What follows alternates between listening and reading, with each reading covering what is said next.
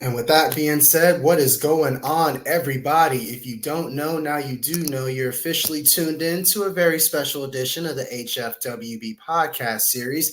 This is your host, Clifton Pope, and with me, I have a very special guest. And as far as for all those who listen to the HFWB Podcast Series, you know I'm all about health, wealth, and knowledge of self. I think I may have found somebody who you could put their picture next to my picture and a whole bunch of other people's pictures who symbolize that phrase of just health, wealth, and knowledge of self.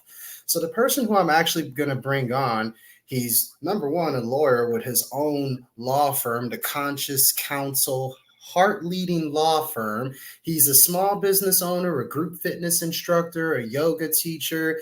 Did I mention he has a book out called the Yoga Law Book, which basically has served hundreds of clients in the health and yoga space for I don't know how long. I'll let my guest basically explain that better than I can. And did I mention he owns and operates a fitness and health studio? He's presented at conferences all around the world, teaching basically law in a fun and practical way, which again, my guest will explain a whole lot more. And oh yeah, he won an award for highest rated session at the Mind Body Bold and has completed the Mind Body Business Consulting Program to learn how to basically better your overall business practices for studios and teachers. And is basically the only lawyer to hold that certificate. So if you don't know who I'm talking about by now, please welcome Mr. Cory Sterling to the HFWB Podcast Series. Cory, how's it going, my friend? Clifton, what's up, man? I'm feeling good. I'm stoked to be here. I feel like I'm in great company with you and your audience. No, I appreciate you for just taking time out of your busy day to, again, be a guest on the HFWB Podcast Series. And for those who are listening to this particular episode right now and who want to know, who is Cory Sterling, the person? How did you get involved, of course, not only just in yoga and fitness and basically just practicing law and kind of just blending it all in together? Kind of give that a breakdown for the people listening. Yeah, it's a blend. It's a real blend we've got going on here. Yes. And basically I always loved sports. I used to work in professional sports. So I worked for the NFL for a couple of years. I did a master in sport management when I was younger. I worked for the Oakland Raiders and I worked for NFL Media Services. So I always loved sports. And then that evolved to eventually working in personal health as a group fitness instructor, as a cycling instructor, running different fitness classes for different gyms and different brands. And then at the same time, I sort of just fell in love with yoga and started a yoga festival, completed a yoga teacher training, lived in an ashram in India. And while all of these things were going on in my personal life, professionally, I was studying for law and becoming a lawyer. And I really didn't like any of the work that I was doing for big law firms. And I was about ready to quit working in law. And one of my mentors just encouraged me and said, hey, Cory, why don't you just try working with people who you get along with really well and the communities that you feel part of? And at the beginning, there wasn't really a lot of support or evidence that it would work or that it would make sense.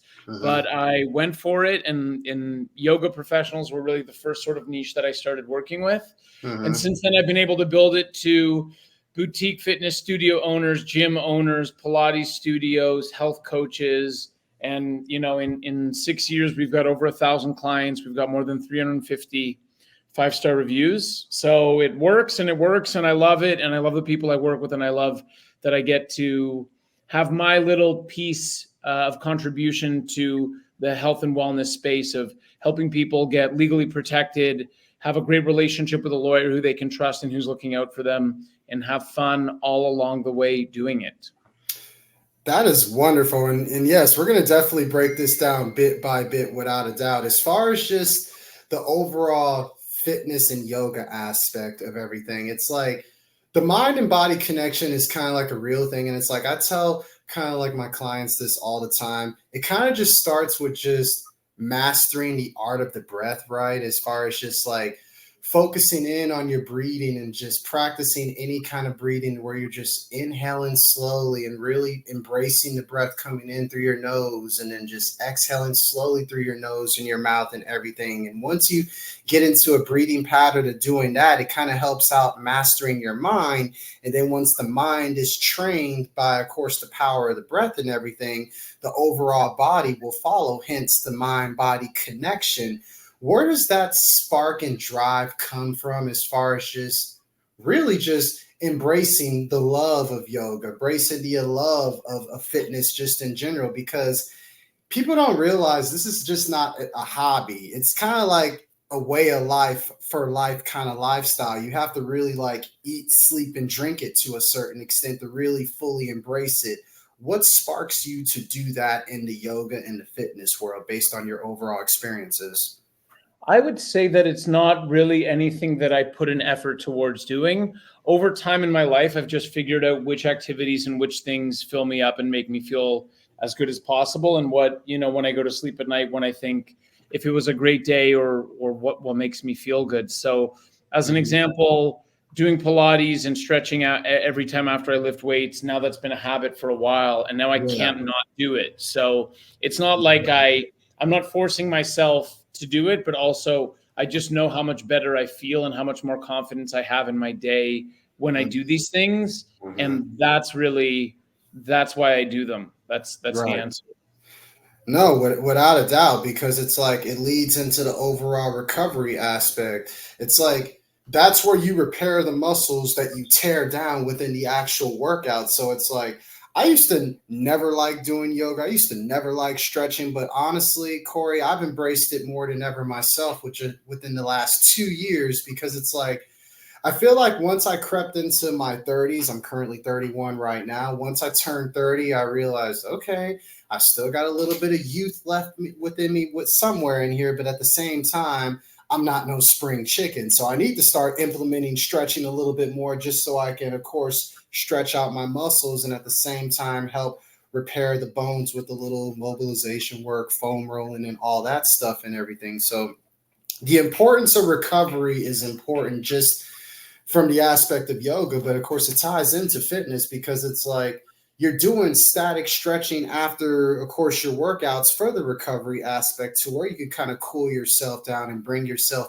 back to like a grounded space and everything. So I love that connection you made right there, Cory. And it's like you're connecting again all those things you just described as far as just based off of what you love doing, of course, within the yoga world, within the fitness world.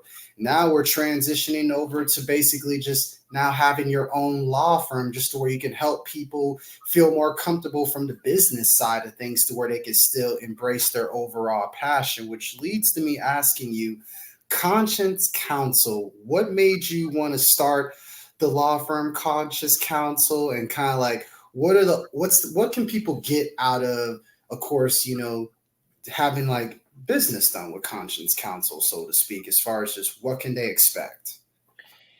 Well, that's a two-part question. And I would say first and foremost, the reason why I started it is because I didn't like how things were being done at the other law firms that I had worked in. I had the experience of I worked in a big law firm, like a super big corporate law firm, and then I worked in 2 smaller law firms.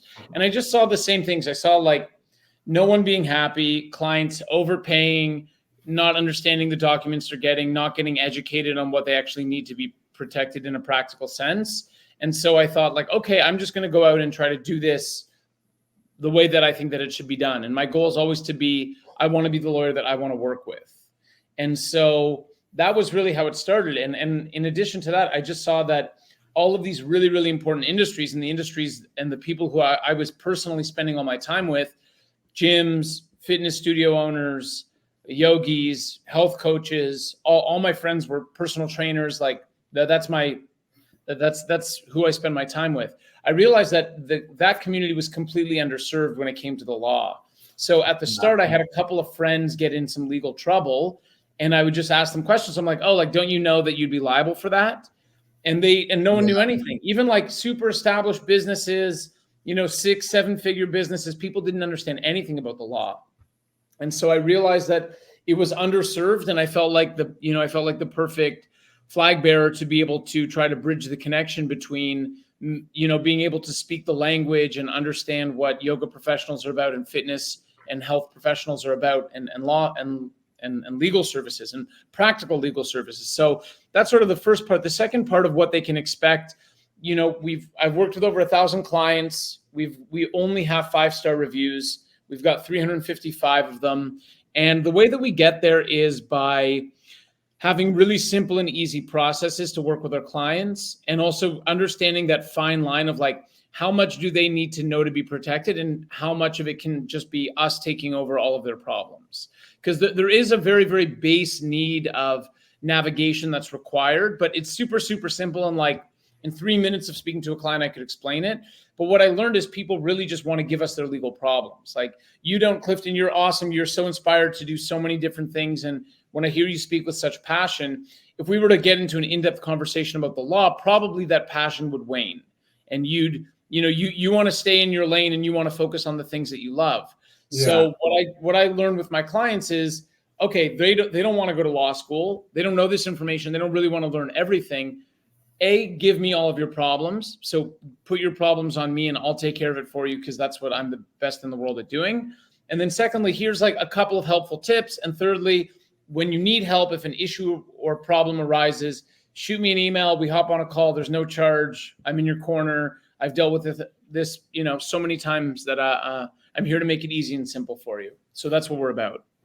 Yes, and you alluded to a couple of things, making law fun, which is very, very key. Because when you think about the law and everything, Cory, your passion does kind of like wane away, and it makes you question not only yourself, but question overall what it is that you're trying to do as far as just establishing your own business based off of what you love and everything.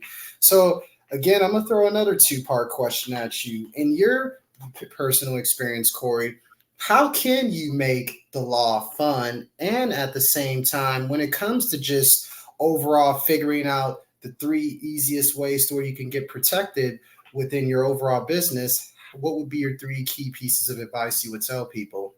Yeah, I think the way that law is fun is by telling people that it's fun. I think it starts there. It's like mindset's everything, right? So yes. If I say to you, hey, Clifton, this is really going to suck, man, then it's probably going to suck. But also if I say, hey, Clifton, we're going to have a great time. We're going to have a lot of fun doing this, man. I'm going to take care of you. I know exactly what you need. I got your back. Right. Then it's probably going to be more fun and more enjoyable that way. Yes. In terms of so that's how we do it the fun way. In terms of how to, what are the 3 most important things that I see my clients needing? I would say first is you want to have customized specific agreements that you understand for all the different relationships that you have. So if you've got a team of contractors or employees, you need an agreement around that. If you're offering health or fitness activities, you need a waiver of liability so you don't get sued. You need an agreement for that. So the first thing is that in all of my years of doing this with so many people and having so many reps and getting things done, it's always about how specific the documents are. And it's also about how clearly the client understands it. So another thing about our law firm, we have a rule. If a 7-year-old cannot understand the sentence, we do not put it in our agreements. Everyone, you have to understand what you're signing. There's too much at stake. So we make things really, really simple. So one is communicating expectations openly and honestly in relationships. 2 would be the importance of having things customized specifically to you and your business. Because what I always see happen is someone downloads a contract or uses a template, some sort of problem comes up, they call me in to fix it, and I'm like, the first thing that I'll say every time is, please send me a copy of the signed agreement. It's like automatic. Hey, there's a problem. Awesome. What's the contract between the parties? And it's such a difference when the clients have a template that they borrowed or they downloaded for free from the internet or they got from LegalZoom or whatever it is, versus when they have a customized specific agreement for them. And then the third thing that I'd say for keys to legal success would be, don't worry about it. It's not your job to worry about it. And I say that, and I'll just share my perspective. I have an accountant. I have a really good accountant. I have a really good bookkeeper. I couldn't last 2 minutes talking about anything about what they do, and I don't really understand what they do.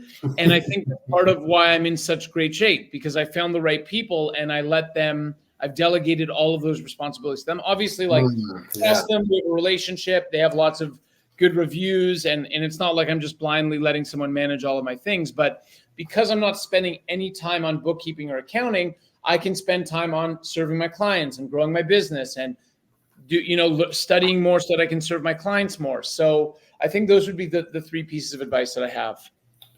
And I'll add to that. The last piece of advice you said is just it's about having a system in place and having people that are smarter than you in certain areas of expertise within that system to where you can continue to focus on, of course, what you're specifically good at within your own lane. That way everything else balances out because you're not having to worry about all those other kind of stresses because you have people who are smarter in those areas of expertise to help balance that out to where it's fully functional and operatable up to standard without a doubt. I love that concept for sure. So is there like a particular client that you could think of off the top of the head that stands out to you, Cory, based off of everything that you're doing within your own expertise that basically in a way solidifies you as far as towards like, man, this is the reason why I'm doing this, so to speak. Is there anyone that comes to mind? A lot. I have to say one of the thing that the thing I'm most proud about in my business is the reviews, because the things that people write about working with lawyers, it's a dream. For me, that's a dream.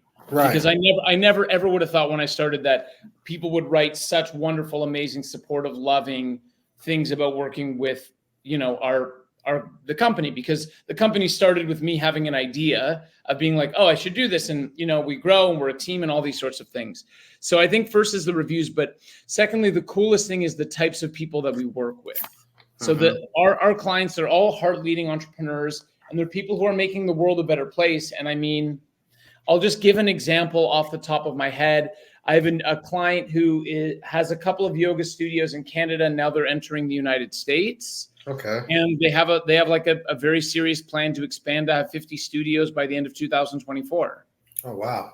And that's a real thing. So being along for the journey, and I've visited this client, I've been able to practice yoga in their studio, and I love them. They're someone who I look up to and who I'm inspired by.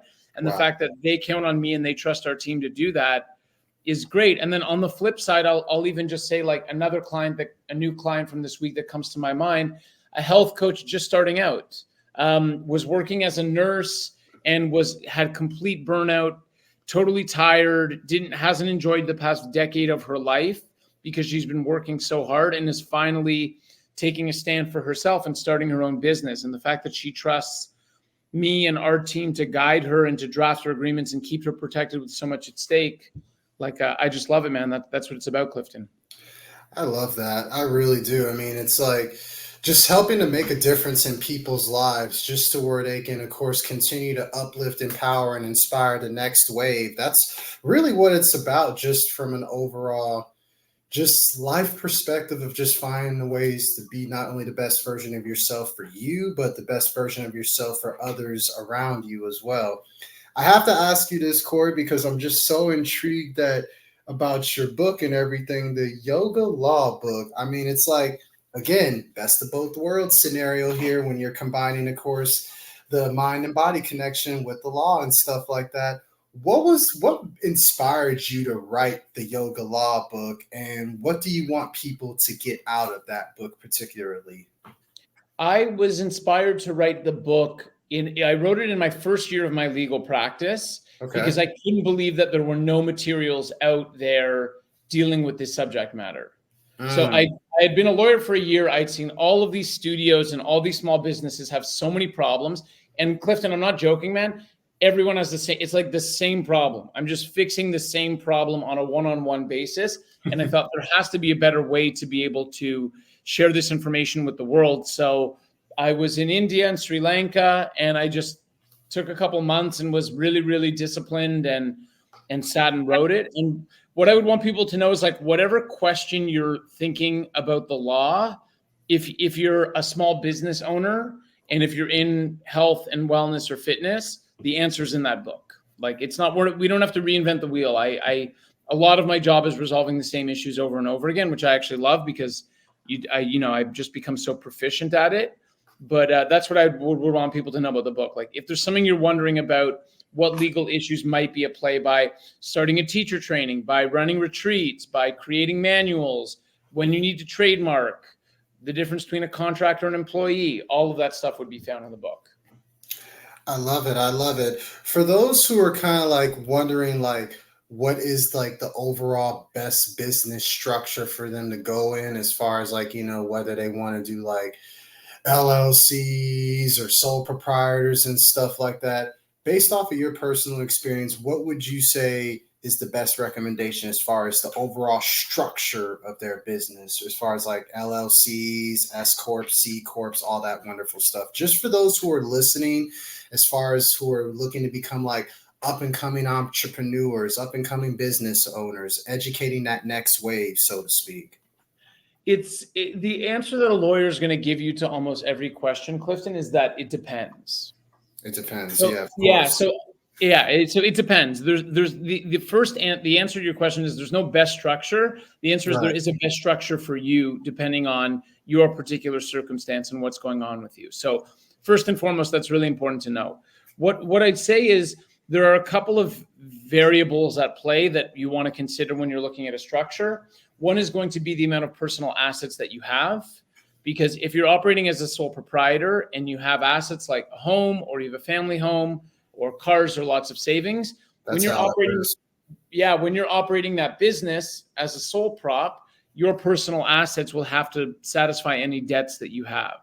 Yep. So if you get sued or there's a big problem, then they're coming after you personally. So if you have a lot of assets, it can make sense to, register an LLC or an S Corp. Secondly, it can be for tax purposes. There can be a reason where it really makes sense. So once you start earning over a particular threshold, depending on your cost of living and how much salary you're going to draw on all of that stuff, it can make sense to have an LLC for tax purposes so that you're paying less tax and you're keeping money in the company.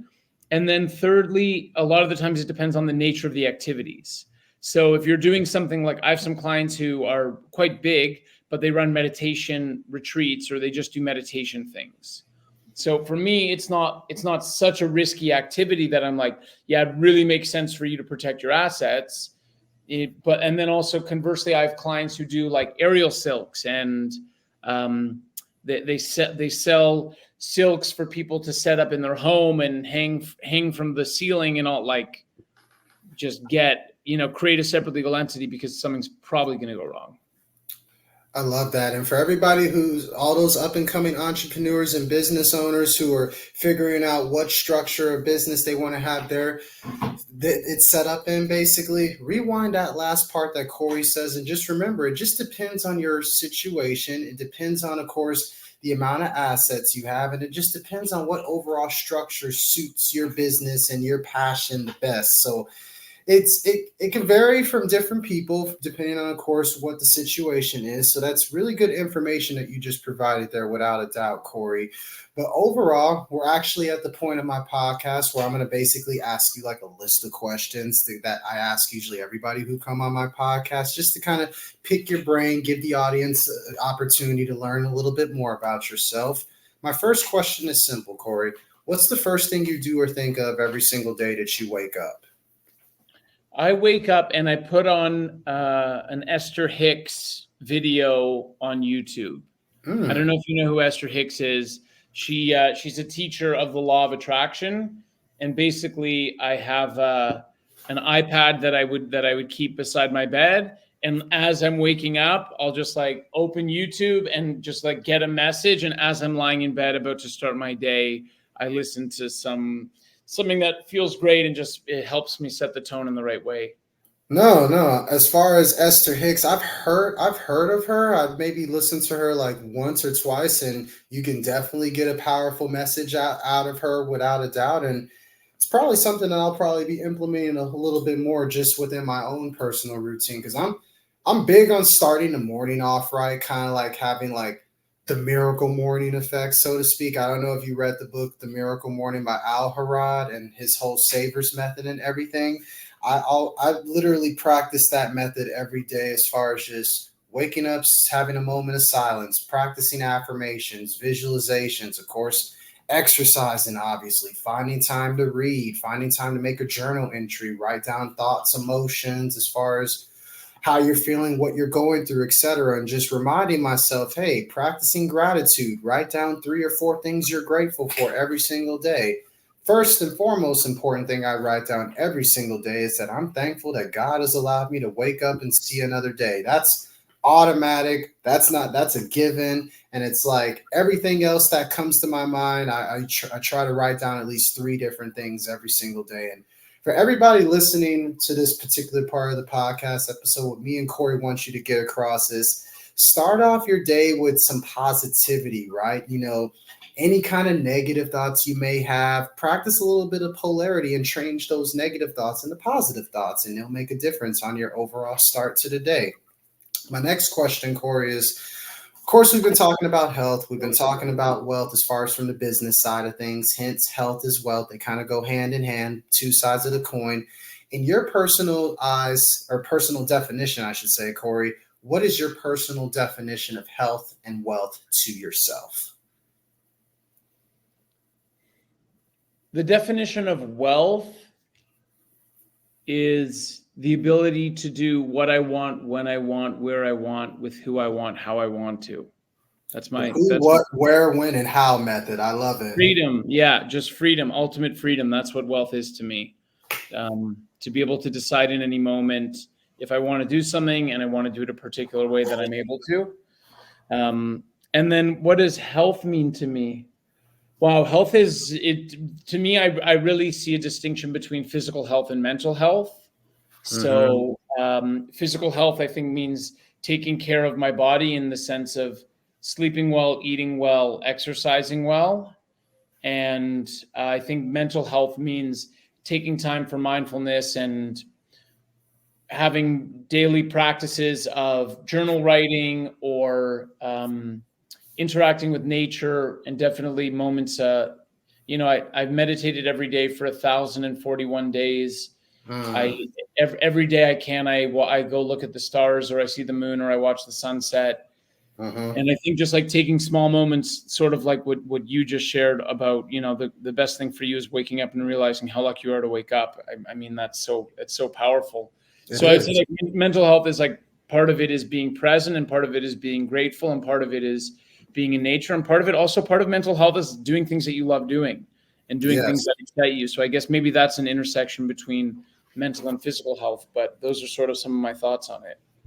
No, and to add one last thing to that, it's like a wise man once told me, you just have to stay loaded with the ultimate gun, which is God, universe, and nature. And when you have all those things flowing within you, because you have the power literally of all of those things within you, and once you tap into it by, of course, as you know this probably better than I do, Cory, as far as just accessing your levels of different chakras that we have and just having them all align as one, as far as through the power of meditation and writing within our head and stuff like that. It's a very powerful thing, and you could pretty much do anything you could ever imagine without a doubt.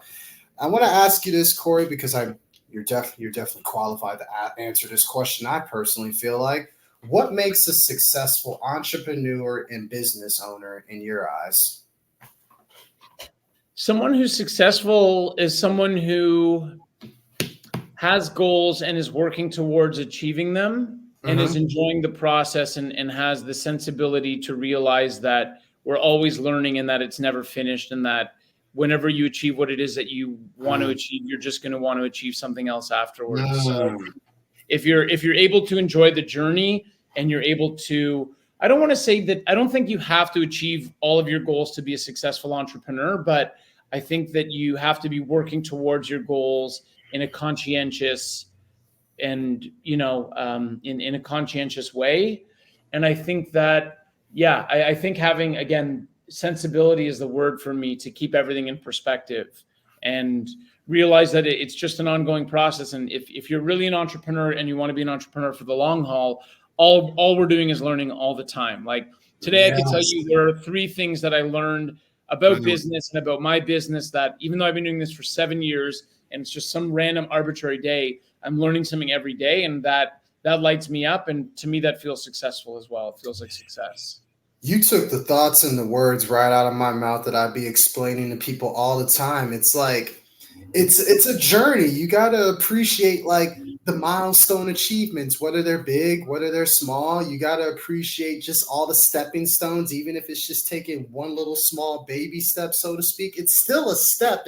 A small step is better than not moving at all, without a doubt. And it's like, I tell people this all the time as well, Cory. It's like when you when you get to like the destination, as far as within your journey, that whatever kind of journey you're on, two things are going to happen.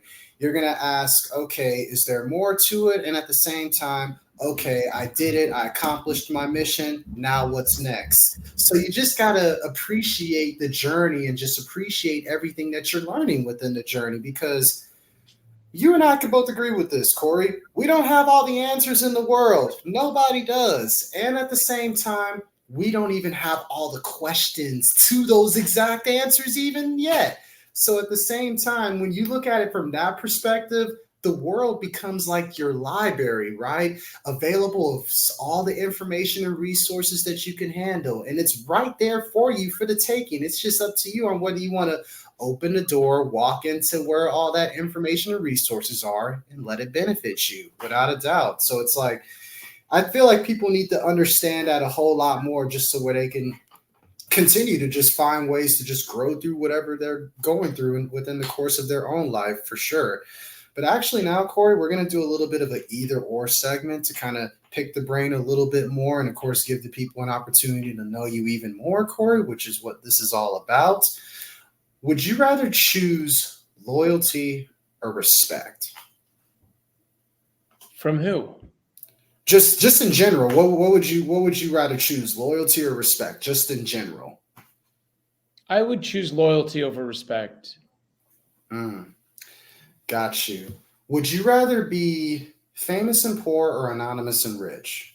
Anonymous and rich, without don't have to think for that. Would you rather live in space or live in the ocean? I'd rather live in space than live in the ocean. Got you. Would you rather have unlimited free meals at your favorite restaurant or unlimited first class tickets? Unlimited first class tickets. Got you. Would you rather sing to every song or dance to every song? I would rather sing to every song. Got you. Now, picture this scenario, right, Cory? You're on an island, deserted, trapped on that island, but you have the option to listen to 5 of your favorite music artists. It doesn't matter what genre it is. You can have their whole entire music catalog. Who would those 5 artists be? Number 1, Radiohead. Number 2, Bob Marley. Number 3, The War on Drugs. Number 4, U2. Number 5, The Beatles. No, I'm changing The Beatles for Neil Young. Number 5 would be Neil Young. Either way, Cory, that's a very well diverse playlist that will draw anybody to help take you off of that deserted island in a heartbeat. Now, what is your favorite go-to meal, just in general, your favorite go-to meal? My favorite go-to meal, I don't eat it so often because of where I'm living at the moment. Right. But my favorite is oatmeal with blueberries and peanut butter and a little bit of milk and some chia seeds and some almonds and some walnuts, and let's just have a party. Yes, I love it. Healthier living right there. I mean, nutrition is very, very important. We got to eat to live versus living to eat. Very, very big difference there. Now, you basically I feel like you've traveled all over the world, Cory, based off of what I've been researching about you and stuff. So I have to ask you this. Where is the favorite place that you have traveled to thus far? And at the same time, where is a place you haven't traveled to yet that you would like to go? I've spent a lot of time over the last couple of years in Brazil, and it's where I am now. And Brazil's it's only in the present moment, right? If you had asked me this question at another time, I would have a different answer. Right. But I'd say, yeah, at the present moment, Brazil would be my favorite place, just because I love the people, I love the culture, I love the nature, I love the food, I love the music, I love the dancing, I love the fun. It's a really, really special place to be. And right. A place that I haven't been that I'd really like to go to in the world, Ghana's on my list in West Africa. So yeah, it's to the motherland. I love it. Yeah, I'm heading to Mozambique in 5 days. So I've got some time in Zambia and Zimbabwe and gonna travel around, but Ghana's on my list for sure. I love it, and definitely safe travels whenever those times do come, without a doubt. Now, this pretty much just sets the tone as far as just for an overall busy, active lifestyle that you live, without a doubt. But when you have a chance to kind of just step away from all of those things, right, and just unwind a little bit, what are some of your favorite hobbies that you like to do that many people may not know you like to do? Well, most of the people who know me know that I'm an avid kite surfer. So it's my third season in this little beach town where there's a lot of wind. I kite surf every day. I was kite surfing before our call, but what do people not know about how I'll spend weekends by myself. I'll take my dog. I've got a pickup truck.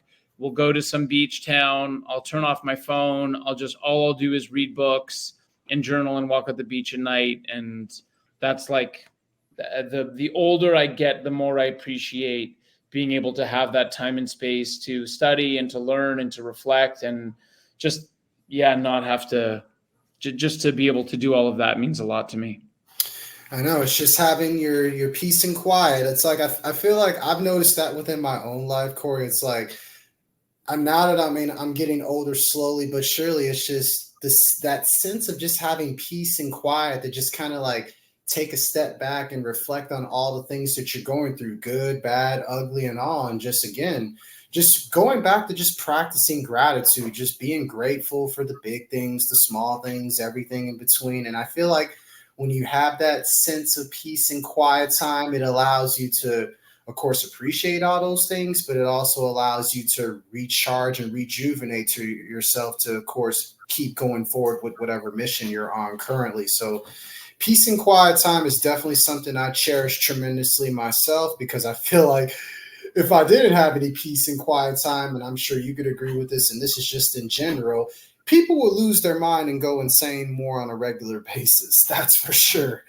But my last question, Cory, before we wrap everything up, if you had the opportunity, right, to go back in time and talk to yourself, say about 10 years ago, so to speak, what would you tell yourself? And at the same time, Cory, with your overall journey that you're currently on, where do you see yourself in the next 10 years? If I could go back to I'm 38 now. So if I could chat to my 28-year-old self, I think if there's two things that I could do, one, I would just tell myself that, like, don't worry about it, everything's going to be okay. And just like, hey man, enjoy the ride. Enjoy the ride. It's all good. Only good things are going to happen. And don't sweat it. Everything's going to work out. Because I think, at least for me, 28 was a point where I didn't really have a direction. I didn't really have a career. I was sort of lost to some degree. So I think probably at that time I would have been anxious. It's, sort of like one of those things. It's like, until you build a great business, you're always worried, like, am I good enough to build a good business? And so I would love to tell myself, like, hey man, you're good enough, and you're good enough and everything's going to work out. I also would have told myself to, like, start saving and investing money earlier.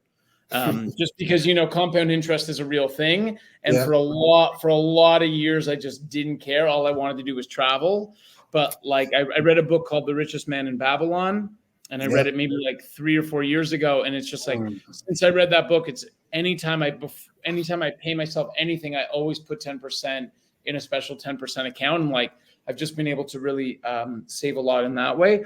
Right. I'd say in 10 years from now, I think that I'll have multiple businesses that are really successful. I think that I'll have a lovely family. I think I'll be living in nature somewhere with my family and continuing to work online. But I think that I'll be continuing to grow and have a bigger impact on my mission to, transform the way legal services are provided for health and wellness professionals. I think that I'm primed to start teaching other lawyers about how they can do this work and sort of have a bigger ripple effect and make a bigger impact in the world. So I'd say in 10 years, I think that's how I would see myself. And you're already well on the way towards doing that with all the wonderful work you're already doing, Cory. And I just definitely salute you for that, without a doubt. So for anybody who wants to get more access, more information to, of course, yourself as far as like your services, maybe get a copy of the yoga law book, where can they find you on social media, your website, your book, everything, Cory? Let the people know. Yeah, the book, you can just go to Amazon and put in the yoga law book, and it'll show up. It's the only one, so that's helpful. Our website is consciouscounsel.ca. So you can just go to the website. There's tons of free resources and ways to reach out from there. And on social media, we're at Conscious Counsel. So the @ and then Conscious Counsel. So hit us up, say what's up. And Clifton, I want to acknowledge the great work that you're doing, man.